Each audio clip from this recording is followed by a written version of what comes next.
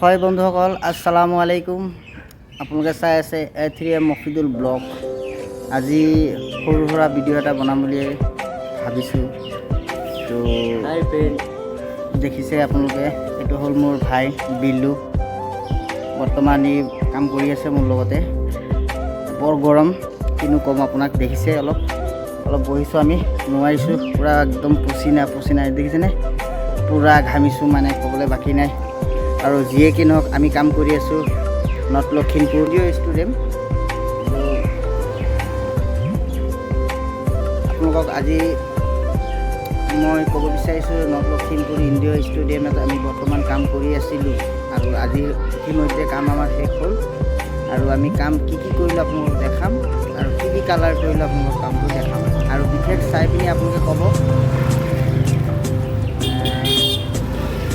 ৰংটো কেনেকুৱা লাগিল।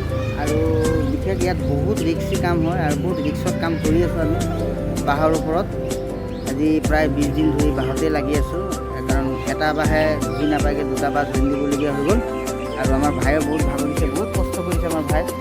আৰু বিশেষ আমাৰ ভাইক চিনি পাইছে আপোনালোকে, বিল্লু, তাৰ নাম বিল্লু হয়, বিল্লু। তো আৰু এটা ভাই ইয়াত ভাড়াত কাম কৰি আছে, মোৰ আঙুলি শুনিবনে চব, এইটোৰ ওপৰত কাম কৰি আছে। তেওঁৰ ওচৰলৈ যাম আৰু মই সম্পূৰ্ণ ষ্টেডিয়ামটো দেখাম।